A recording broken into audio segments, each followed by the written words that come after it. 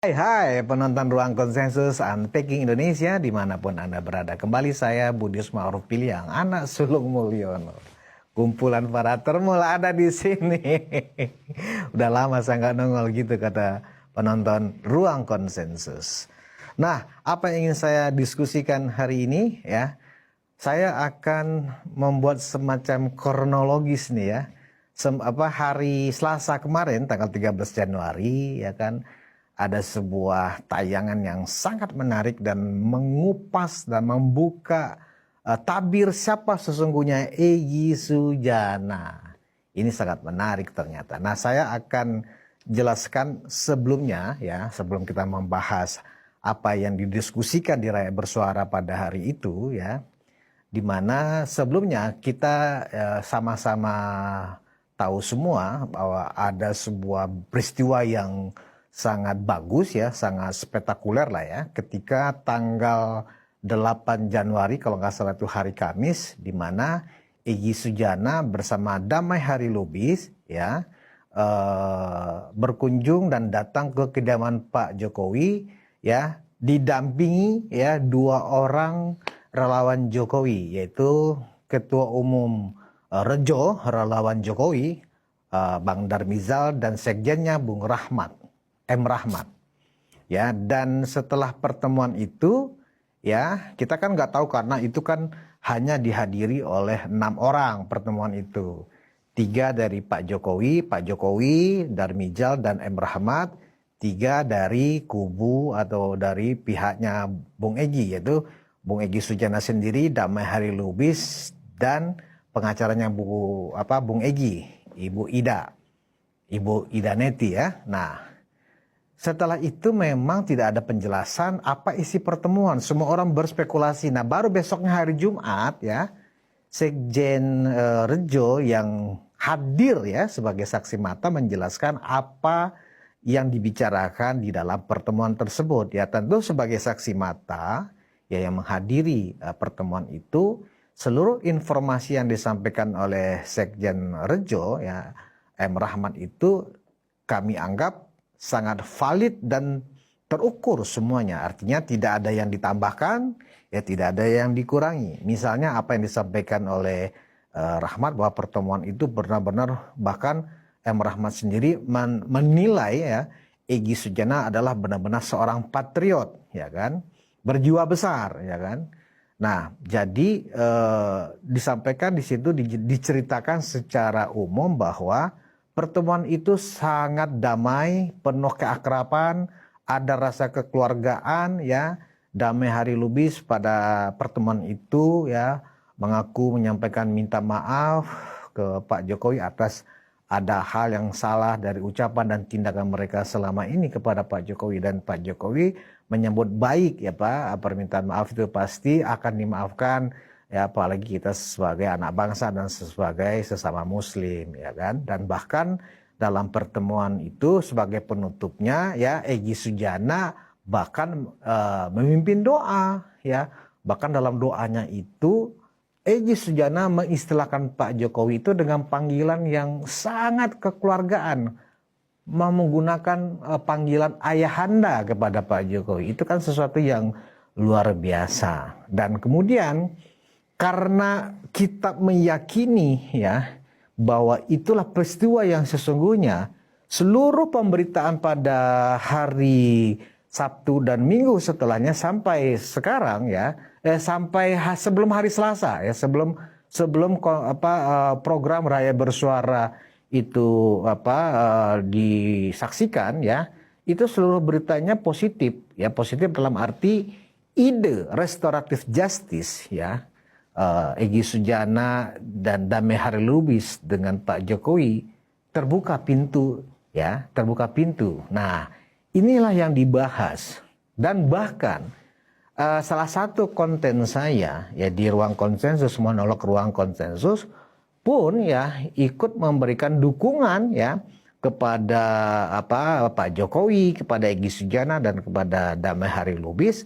Ya memang kalau itu yang terjadi, merujuk kepada penjelasan dan informasi yang disampaikan oleh M. Rahmat ya, bahwa Saya bahkan mengatakan tidak menutup kemungkinan 3 orang lain di klaster 1, yaitu Kurniati, Rizal Fadilah, dan Rustam Effendi juga untuk melakukan hal yang sama, yaitu bersilaturahmi ke kediaman Pak Jokowi. Ternyata guys, inilah yang menjadi luar biasa. Kita sama-sama menyaksikan. Mungkin sebagian besar penonton atau termul yang ada di ruang konsensus ikut juga menyaksikan ya Rakyat Bersuara yang episode tanggal 13 Januari itu. Nah, sedikit sebagai informasi sebenarnya, saya ingin gambarkan dulu tentang program Rakyat Bersuara yang disitulah terjadi kehebohan ya. Saya nanti akan sampaikan kehebohan itu. Saya akan ceritakan sedikit kronologis tentang program Rakyat Bersuara tanggal 13 itu. Nah, sebenarnya pada hari Sabtu ya, berarti hari Sabtu itu tanggal berapa ya? Tanggal 10 barangkali ya. Saya dihubungin oleh timnya iNews bernama Mbak Anggi Ningrum ya. Ya, saya nggak tahu Mbak Anggi dapat nomor saya dari siapa. Itu sudah mengirimkan WA ke saya, ya. Saya bacakan ya. Selamat siang Mas Budius, semoga senantiasa sehat. Perkenalkan, saya Anggi iNews TV. Mohon izin, program Rakyat Bersuara iNews TV ingin mengundang Mas Budius sebagai narasumber.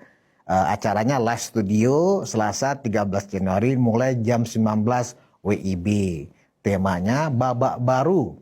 Soal orang besar tanda kutip di balik isu ijazah. Kami harap Mas Budius berkenan. Kemudian itu WhatsApp-nya jam 12.43 ya. Hari Sabtu. Saya balas, saya baru buka WA itu jam 6 sore.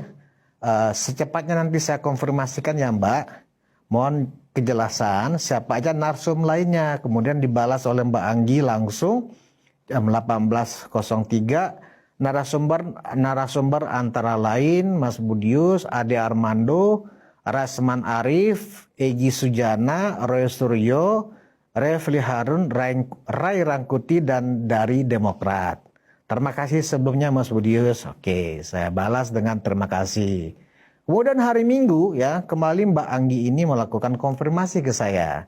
Selamat pagi Mas Budius, punten konfirmasi apakah Selasa Mas Budius bisa hadir di Rakyat Bersuara iNews. Saya balas agak siang ya, jam 11.51. Ya Mbak, besok saya meeting dulu di kantor ya Mbak. Setelah itu saya konfirmasi. Baik Mas Budius. Nah, Seninnya nih ya, Mbak Anggi kejar saya terus, mungkin harus dapat konfirmasi segera untuk memastikan kalau saya nggak bisa hadir. Selamat pagi Mas Budius, izin menginformasikan kami menunggu konfirmasi dari Mas Budius hingga jam 12 siang ini ya Mas, itu jam 8.09. Kemudian setelah saya berdiskusi dengan tim saya di kantor, dan kebetulan memang di hari Senin itu saya ada taping rekaman ruang konsensus sore. Jadi kalau sore saya selesai jam 6, tapi saya pikir saya nggak akan keburu sampai di studio iNews. Jadi saya balas, sepertinya next ya Mbak Anggi, besok saya ada 2 taping podcast di kantor. Mohon maaf ya Mbak, salam saja buat teman-teman di iNews. Baik Mas Budius, terima kasih. Artinya apa? Ya artinya memang kalau misalnya saya hadir kemarin, saya menduga pasti pembicaraannya bukan tentang apa yang dibongkar oleh Refli Harun, Roy Suryo, dan Egy Sujana sendiri, ya kan? Saya menduga tetap topiknya tentang membicarakan siapa di balik isu orang besar tentang ijazah Jokowi ini.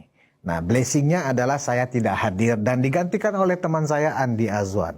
Nah, apa yang terjadi? Ya, yang terjadi pada yang dari Rakyat Bersuara kemarin itu, dan hingga hari ini masih kontroversi pembicaraannya.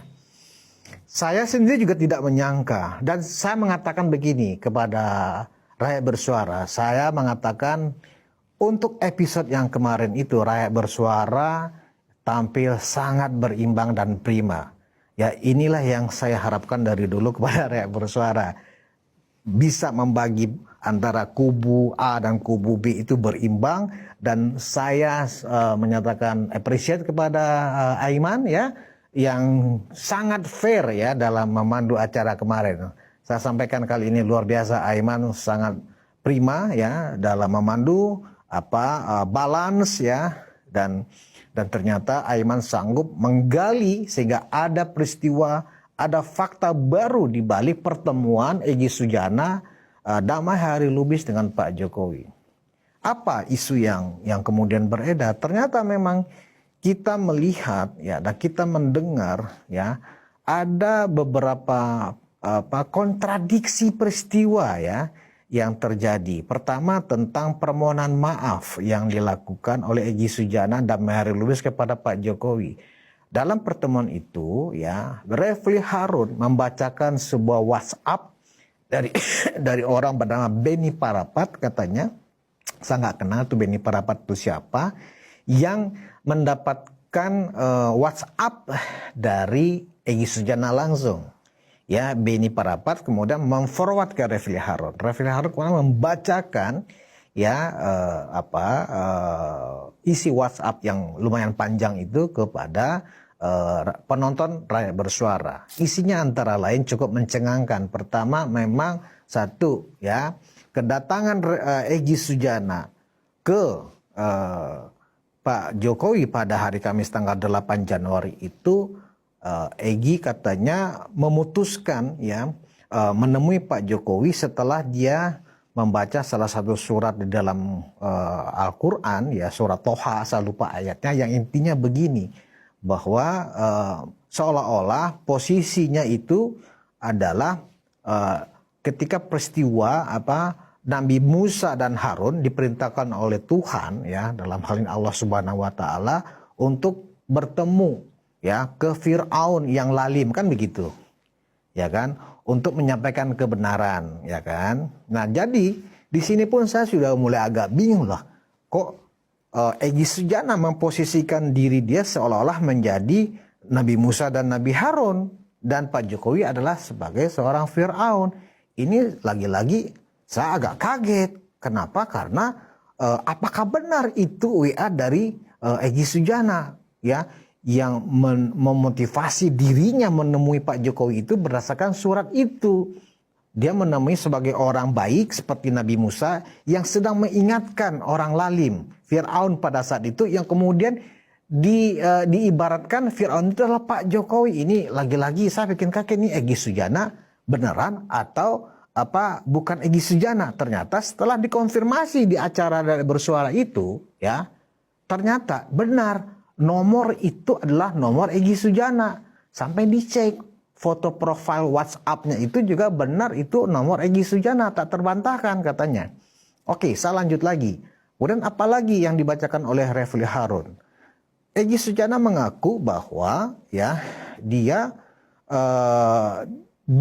tanda kutip nih ya, disuap atau ada rencana disogok ya oleh Pak Jokowi agar mau minta maaf ya kepada Pak Jokowi dalam kasus tuduhan fitnahan ijazah palsu ini. Ya, iming-imingnya adalah ya katanya ya Pak Jokowi memberikan semacam jalan-jalan ke luar negeri dengan fasilitas premium, ya kan, agar hanya dengan kompensasi mau minta maaf gitu loh. Nah, kemudian apalagi ya, bahkan ya Pak Jokowi katanya ya akan memberikan uang tapi berupa proyek ya yang nilainya triliunan.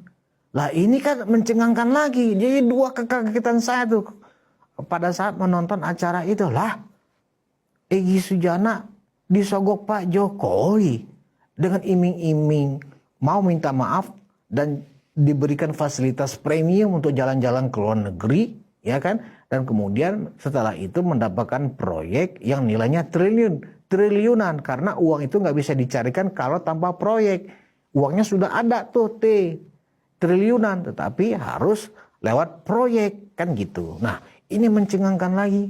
Apa iya ya sekali Pak Jokowi hanya untuk Egy Sujana minta maaf yang memberikan ya semacam iming-iming seperti itu?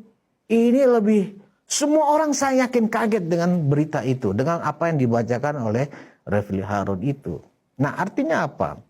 Di situ memang terlihat ya, dan juga ada pernyataan bahwa menurut Egy Sujana sampai hari ini dia menilai ya bahwa satu, dia tidak pernah menyampaikan permohonan maaf kepada Pak Jokowi pada saat pertemuan itu, tidak ada katanya. Dan juga ya menurut Egy Sujana hingga hari ini saya tetap menilai ijazah Pak Jokowi itu palsu. Ini lagi-lagi meruntuhkan seluruh pembicaraan publik hari sebelumnya. Ya setelah pertemuan itu sudah terbuka peluang restoratif justice itu sendiri. Nah ini kan memang aneh. Egy Sujana bahkan telah membuat dua kebohongan besar yang harus dia segera klarifikasi. Kalau tidak ini menjadi sebuah tuduhan baru yang resikonya memang pencemaran nama baik, fitnah, ya kan? Dan tuduhan dan macam-macam ini ya kalau tidak segera diklarifikasi. Egy Sujana harus mengklarifikasi apakah benar WhatsApp itu adalah nomor dari dia dan isinya dia yang mengirimkan dan mengetik naskah yang dibacakan oleh Refli Harun itu sendiri ya. Egy Sujana harus memberikan penjelasan kepada publik segera ya kan? Sebab kalau itu benar, dia harus bisa memberikan bukti-bukti ya, entah bukti percakapan, ya, entah bukti pertemuan dan seterusnya ya kepada publik bahwa benar adanya rencana suap menyuap itu hanya untuk memberikan permintaan maaf. Dan yang lebih mencengangkan juga bagi saya adalah bahkan ya di dalam Refli Harun menafsirkan, Ran Royce menafsirkan bahwa ya benar itu dan mediatornya untuk menyampaikan suap itu kan yaitu Tarmol Rejo. Nah itu kan bahasa Royce, Tarmol Rejo ya yang dimasukkan mungkin Bang Darmizal dan Bung Rahmat gitu loh. Nah ini juga sesuatu yang harus diklarifikasi ya oleh pihak mereka. Apakah pihak Egy, Refli sendiri, apakah benar ucapan itu, apakah dia punya bukti bahwa yang mencomblangi cogokan itu adalah adalah Bang Darmizal dan Bung Rahmat. Ini harus diklarifikasi. Kalau enggak itu bisa menjadi peristiwa hukum. Karena yang disebut fitnah itu adalah sebuah fakta yang belum ada tapi disampaikan kepada publik seolah-olah sudah ada faktanya. Egy Sujana, Refli Harun, Royce harus bisa membuktikan bahwa memang ada fakta, ya, dia bisa menunjukkan keterlibatan Pak Darmizal atau Bung Rahmat, ya, di dalam peristiwa rencana suap yang dimaksudkan oleh isi WhatsApp dari, ya, Egy Sujana. Kalau tidak, jangan-jangan ini menambah pasal baru atau tuduhan baru atau LP baru kepada Egy Sujana. Dan secara umum, ya, saya memang benar-benar dibikin pening ya, kalau bahasa orang Medan pening palaku. Ini Egy Sujana ini benar juga jangan-jangan apa yang disampaikan oleh Rasman Arif. Jangan-jangan Bang Egy ini kata Rasman mempunyai dua kepribadian. Apa yang disampaikan di satu peristiwa dalam konteks yang sama ya berbeda dengan di hari yang berbeda lain lagi yang disampaikan. Ini kan memang benar-benar nggak masuk akal. Apa yang melatar belakangi Egy Sujana seperti ini? Artinya akhirnya Egy Sujana bertambah pusaran masalah yang dihadapinya. Ya, kami para termul kemudian orang-orang yang selama ini ada di pihak Pak Jokowi termasuk kami tentunya saya, ya, menyarankan kepada Pak Jokowi tidak perlu lagi ada rencana restoratif justice jika benar yang disampaikan Egy Sujana, ya, bahwa dia tetap mengakui bahwa ijazah Pak Jokowi itu adalah palsu. Apalagi yang aneh, dalam acara Rakyat Bersuara itu, ya, ditampilkan juga Wakil Ketua Umum Pradi Bersatu sebagai pihak yang ikut sebagai pelapor, ya, atas kasus ijazah palsu yang sedang diproses di Polda Metro Jaya saat ini, yaitu Lecumanan. Lecumanan mengaku bahwa dia sudah disurati oleh PMJ, ya, Polda Metro Jaya, ya, terkait dengan surat restoratif justice yang diajukan oleh pengacara Egy Sujana. Hari Minggu kalau nggak salah surat itu sudah sampai ke Lecumana sebagai pihak pelapor. Karena Lecumana tidak bisa hadir hari Senin ke Polda Metro Jaya, kemudian diwakilkan oleh Sekjen Pradi Bersatu, Ade Darmawan. Ade Darmawanlah yang kemudian datang ke Polda hari Senin itu tanggal 12 Januari, ya, ke Polda Metro Jaya didampingi oleh Pak Suhadi dari koordinator tim hukum Merah Putih Pak Jokowi. Dan Ade Darmawan kepada media menjelaskan benar bahwa ada surat dari Ibu Neti, ya, sebagai pengacara Bang Egy, ya, mengajukan surat restoratif justice. Dan apa yang disampaikan oleh Ade Darmawan bahwa beliau, ya, akan menyampaikan ini ke Pak Jokowi. Ya, kalau Pak Jokowi memang berkenan, ya, pihak mereka akan memprosesnya secara hukumnya ke pihak Polda Metro Jaya. Nah, artinya apa? Ada dua hal yang berbeda di sini. Ya, di satu sisi berarti pertemuan itu hari Kamis, Ibu Ida Neti, ya, sebagai pengacara Egy Sujana yang juga hadir dalam pertemuan, kemudian memfollow up nih, bikin surat, ya, mungkin hari Jumatnya atau hari Sabtu bikin surat ke Polda Metro Jaya untuk restoratif justice, ya kan, dari hasil pertemuan. Yang kemudian pihak Polda Metro memfollow up dengan memanggil Lecumanan, ya, atau Pradi Bersatu sebagai pelapor, ya kan, untuk merespon surat dari pengacara Egy Sujana, ya kan. Artinya apa?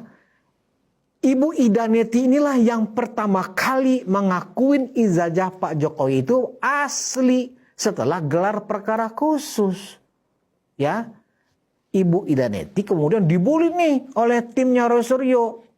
Ya, bahkan Roy Suryo sendiri juga sempat bingung kenapa kok diakuin asli, emang dia ngelihat dan seterusnya. Tetapi yang pasti Ibu Ida Neti sebagai pengacara Egy bertindak adalah mewakili Egy Sujana. Itu sudah pasti. Artinya info bahwa ijazah Pak Jokowi asli itu sudah disampaikan kemudian ke Egy Sujana.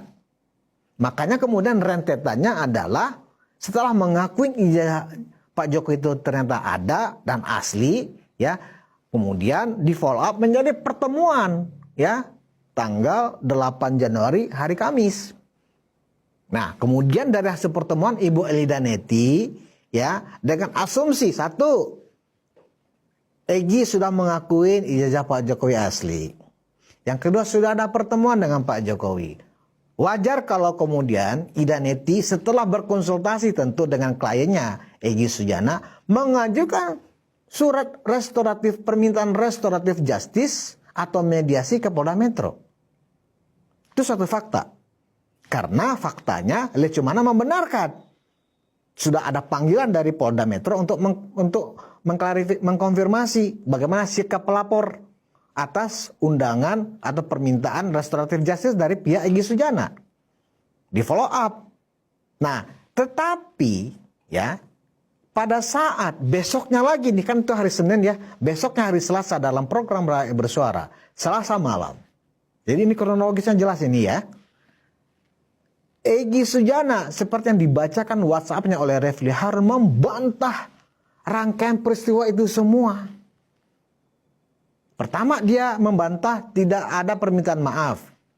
Yang kedua, Egy Sujana tetap mengakui bahwa ijazah, ya, ijazah Pak Jokowi adalah tetap palsu. Coba, bagaimana kita orang yang waras, ya, merasionalisasi ketidakkonsistenannya seorang Egy Sujana. Wajar kalau kemudian Rasman Arif, ya, menilai Egy Sujana ini makhluk yang mempunyai dua kepribadian. Pagi tahu, sore tempe, malam mendoan. Mana yang benar kita nggak tahu nih sekarang. Karena itu kita menunggu Egy Sujana speak up. Nah, yang terbaru ya. Oke, sebelum saya sampaikan yang terbaru, ada lagi kebohongan Egy Sujana yang dibongkar sendiri oleh Roy Suryo. Ya. Rasman Arif mengatakan bahwa laporan Egy Sujana pada saat awal sekali waktu Dumas ke Bareskrim itu, ya, Egy Sujana mengatakan bahwa saya hanya melaporkan bahwa ijazah SMA Jokowi itu palsu atau nggak ada. Hanya ijazah SMA. Itu pengakuan Rasman. Itu sudah dibenarkan oleh Egy Sujana sendiri. Saya tidak terlibat di dalam kasus ijazah palsu S1-nya Pak Jokowi. Karena yang saya persoalkan ke Bareskrim, yang kemudian sudah dijawab oleh Bareskrim dengan hasil lab 4 bahwa ijazahnya itu adalah identik. Ya, ternyata Egy mengatakan laporan itu hanya untuk melihat ijazah SMA-nya, bukan ijazah S1. Nah, kemarin waktu Selasa di Rakyat Bersuara itu, Roy Suryo membeberkan tuh isi surat dari timnya TPUA, ya, yang ketua umumnya adalah Egy Sujana, bahwa yang dilaporkan mereka ke Bareskrim pada saat itu di pengaduan masyarakat adalah ijazah S1, bukan ijazah SMA. Lagi-lagi di sini kita melihat Egy Sujana adalah bohong. Ini harus bisa dipertanggungjawabkan oleh Egy Sujana sendiri.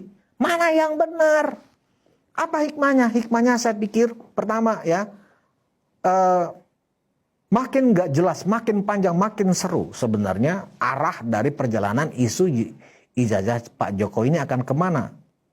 Tapi dari peristiwa ini, ya saya pikir jika tidak ada klarifikasi dari Egy Sujana, apa sesungguhnya yang dia sampaikan, apa sesungguhnya yang terjadi.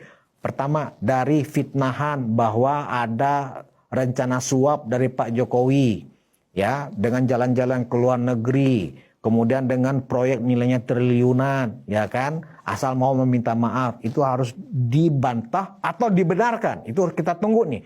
Publik menunggu sikap dari Egy Sujana. Karena itu dibacakan bukan oleh Egy Sujana sendiri, tetapi oleh Refli Harun.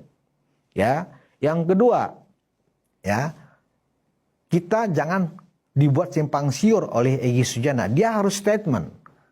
Apakah menurut dia pengakuan yang disampaikan oleh pengacaranya Egy Sujana, Ibu Ida Neti itu, bahwa ijazah asli Pak Jokowi itu benar adanya.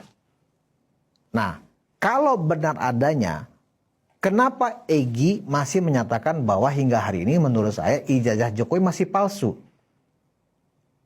Apakah sikap Ibu Ida Neti sebagai kuasa hukum Egy Sujana adalah berdiri sendiri tanpa konfirmasi ke Egy Sujana, atau ya Egy Sujananya yang memang tetap berubah pikiran dari apa yang disampaikan oleh kuasa hukumnya Egy Sujana, Ibu Ida Neti? Ini perlu segera diklarifikasi.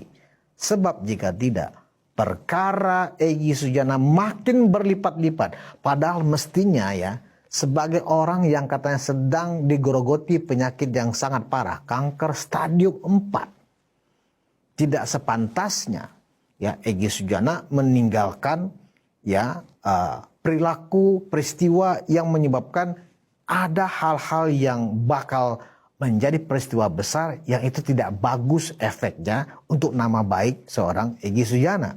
Jika tidak bisa dibuktikan, ya ini adalah menjadi sebuah tuntutan yang maha dahsyat.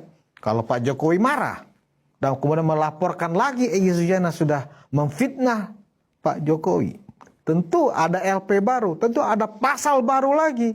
Ya, undang-undang ITE yang fatal itu bisa 13 tahun ancaman hukumannya. Ya, fitnahan. Egy Sujana di pusaran masalah. Egy Sujana ya yang mestinya ya membuat segala klarifikasi karena kanker stadium 4. Mohon maaf saya.